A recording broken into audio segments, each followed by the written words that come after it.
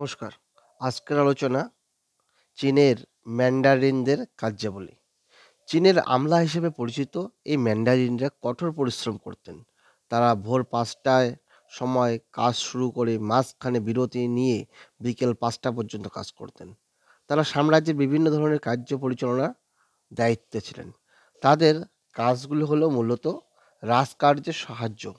সর্বস্ত স্তরের ম্যান্ডারিনরা, বিশেষ করে যারা প্রধানমন্ত্রীর সমগোত্রীয়, তারা চীন সম্রাটকে প্রত্যক্ষভাবে সাহায্য করতেন এবং পরামর্শ প্রদান করতেন।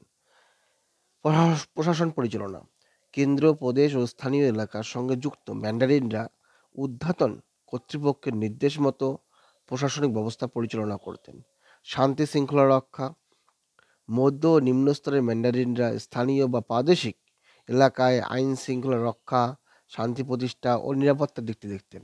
অন্যান্য কাজ, ম্যান্ডারিনরা ব্যবসা বাণিজ্য তদারকি করা, অর্থনৈতিক ক্ষেত্রকে সচল রাখা এবং সাহিত্য সংস্কৃতির উন্নতি করা প্রভৃতি ছিল ম্যান্ডারিনদের কাজের মধ্যে অন্যতম। ধন্যবাদ।